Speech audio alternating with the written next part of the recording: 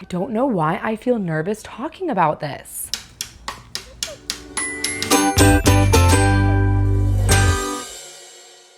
All these years, I've felt this sense of guilt almost talking about the things that I experienced as a public school teacher, because there are some really good people in the system. Some of my very best friends are working their tails off every day as teachers in the classroom, administrators that really want to make a difference. So I'm hesitant to say certain things. I don't want this to be like one bad apple spoils the bunch, but this really is a systemic problem. And there's a reason why I left the classroom and refused to put my kids in public school.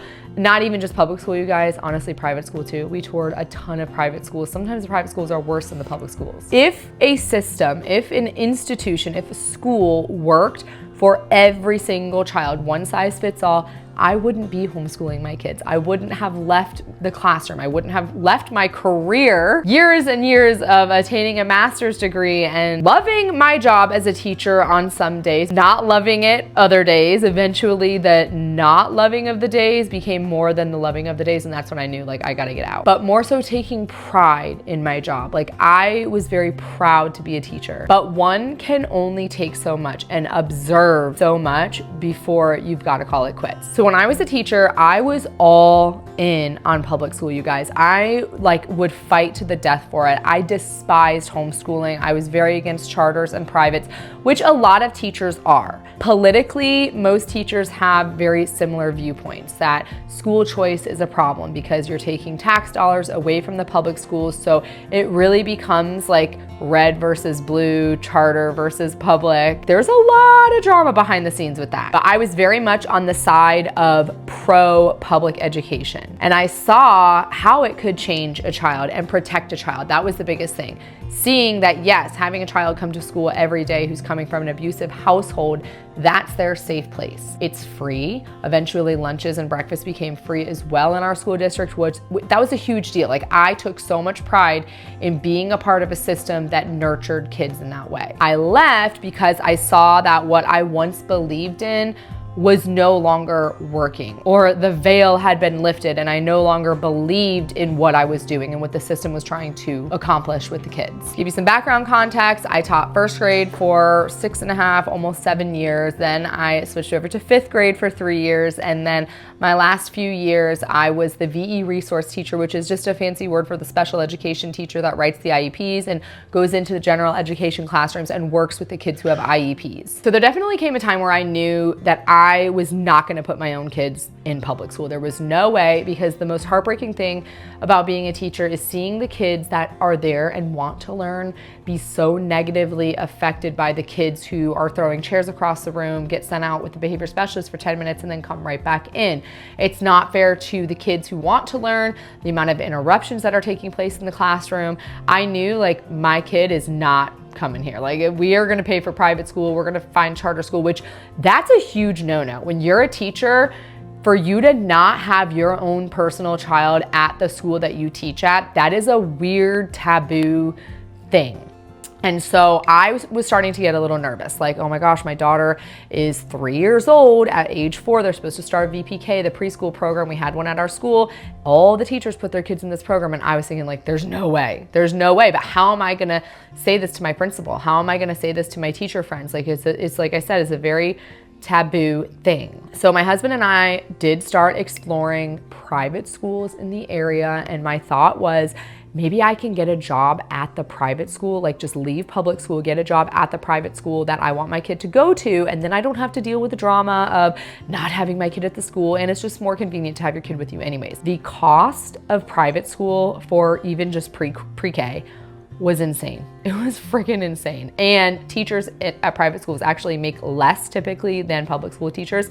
So I was a little worried about the finances. Meanwhile, I am now a special education teacher. I'm writing the IEPs for the school. And that's when I really, really saw how effed up the system is. Writing IEPs for kids that I knew were not being adhered to in the classroom. If your child has an IEP, please, for the love of God, do whatever you can to ensure, don't just take their word for it. Oh, little Johnny's getting 30 minutes of speech every day, he gets pulled out. No, he's not. Maybe he gets pulled out twice a week. They'll log it anyways. It's all a lie. Sometimes it's not even the teacher's fault, like the speech teacher's fault. They just get pulled for other things and they don't have time to pull little Johnny. But legally, you have to log the hours that you met with him, and people just lie. That really freaked me out. It also freaked me out, like if a kid is supposed to be having test questions read out loud to him because his IEP says so, like he has a disability, he can't read it on his own. That's not happening in a lot of times. And again, it's not that the teacher's like, I'm gonna screw little Johnny over. It's not like that. It's genuinely like you've just got so many kids with IEPs and you can't keep up with all of their accommodations, and kids are just falling through the cracks. So me becoming the VE resource, the special education teacher for the school, going classroom to classroom, seeing what was happening in the classrooms behavior-wise, IEPs not being adhered to, kids being pushed through the system, like it was so apparent to me, and that just set me over the edge. Okay, so here's where things get so crazy. I'm already in this big pickle of like, what am I doing? Well, I don't want my kid to go here. I honestly don't even want to teach in the system anymore. The private school costs were astronomical, and I just felt so grossed out by everything I was seeing. It wasn't like I just had one moment where I was like, this is it, I'm done. It was just this build up year after year and seeing how things were changing. And then COVID happens. And I know COVID is some of the worst years of some people's lives, but I am so thankful for 2020. It was the best thing to ever happen to me because everything switched online. I am now home with my 3-year-old, pregnant with my next baby, and I am doing the special education teacher job that I was doing in the system, in the in-person school, online. And it was, as most of you know, the biggest joke. It was such a joke. And we are logging test scores and we're logging attendance, and we're just gonna move these kids right on to the next grade level, even though they haven't been in person for 6 months. I had some kids that never logged on, literally never even logged on to the portal, still get passed on to the next grade level. And mind you, this is the time that I'm getting to be home with my 3-year-old who's usually in daycare all day long, and I'm actually getting to know her. She's 3 years old and I'm finally getting to know my kid because I'm with her day in and day out, 24/7, like a parent should be. I wasn't able to do that as a teacher. So as the school year is progressing and the schools start opening back up, I'm supposed to go back to work. We're supposed to put my kid back in daycare. She's supposed to come to my school and start preschool the following August. And my husband and I are just looking at each other like, nope, not doing it. Not doing it. And when you also realized how expendable you were, like they didn't care if you came back to the classroom or not. Like they were just gonna post your job the very next day. And that, the essential worker thing, like I think really is what made a lot of us moms realize the essential work is in the home. Our essential work is here in the home. This is where we should be, not out in corporate America. Yeah, even as a teacher, it's corporate. I had a master's degree. I was working up towards the next level, going into administration eventually. All that just ended. All I wanted to do was be home with my babies. But there was one problem. How are we going to teach our kids? Like, I'm not homeschooling. Again, I was like really against homeschooling. Couldn't really afford private. And after touring the private schools, which I don't know if I said that, we did end up touring private schools. The curriculums that these private schools were using were like out of date, like weird stuff happening in a lot of these private schools. So I figured my kid was going into kindergarten. If I mess up her kindergarten year, it's not the end of the world. Let's just try. Let's just try the homeschooling thing. So us starting homeschooling was a complete trial and error fluke of a thing where it was like, we're gonna try this out. It's not like I was this lifelong homeschooler who always had a dream of homeschooling my kids. It was nothing like that. It was like, let's just try it and see. Within the first couple months of us fully homeschooling, holy moly, the leaps and bounds that I saw my kindergartner make. Now, mind you, I taught first grade for a very long time. She was far beyond what my first graders could do. And it's not like I was doing anything special. I just saw what one-on-one attention can do for a child. That was it. Simply just one-on-one. I wasn't using anything amazing. No, it wasn't like I paid, thousands of dollars for some fancy curriculum.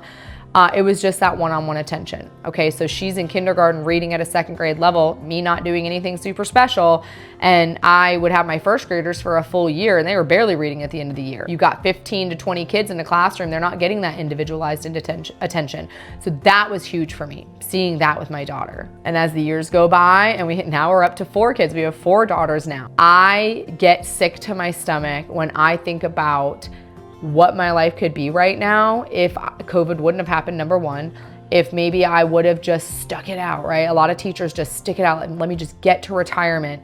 That is so sick to me. Like that is, I know so many teachers who wish they could homeschool their kids and can't because of financial reasons, and that is just not fair. So what does homeschooling look like for us now? Well, of course, the biggest concern is socialization. You know, now I've got 4 kids. My oldest is turning 9 soon. How are my kids being socialized? A lot better than my kids were in the public school system, my students, I'll tell you that. The friendships that my kids make in their extracurriculars, the kids do jujitsu, they do, you know, art classes. There's all kinds of homeschooling resources out there for kids to make true friendships, not these forced friendships. You're all stuck in a classroom together, you know, for a whole year, the same 30 kids year after year. That's like not true socialization.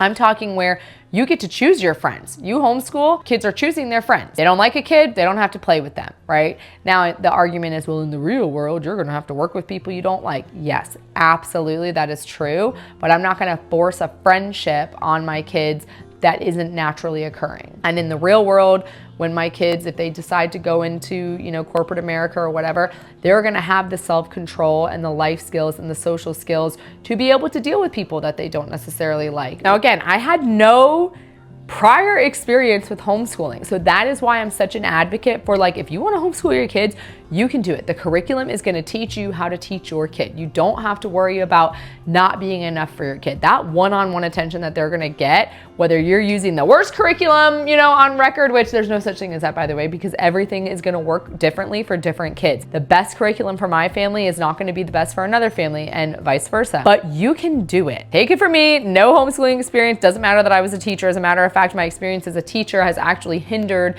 some of our homeschooling journey. Don't let the socialization thing freak you out. That is what I was worried about. Our homeschool days, we get everything done in 3 hours. It should not take 6 to 7 hours for you to get through material like it does in the school system. My kids are all in elementary right now. They're all young. It takes us 3 hours to get done with everything, and then they're out. They're playing, they're being creative, starting businesses. My oldest daughter has a little bracelet making business. That entrepreneurial mindset that they're not getting in the school system, we're getting that in the homeschool. So if you want to do it, you can do it. Don't let anybody tell you that you can't do it. The only thing that's gonna be able to tell you can't do it is your state homeschool laws, which I always say look into those. Some states are gonna require that you have, you know, an associate's or a GED, something like that. Every state is different. But other than that, don't let anybody else tell you that you can't do this. So whether you're a teacher wanting to leave the classroom and, like me, you're scared how it's going to impact your friendships, your degrees that you worked so hard for, your outlook on life, I'm here to tell you it was the absolute best decision I've ever made in my entire life. My anxiety levels, my joy, my peace, my relationship with my kids, that has improved every area. Or whether you're not a former teacher and you're just a mom who's working full time and you want to be with your babies, if there's a will, there's a way.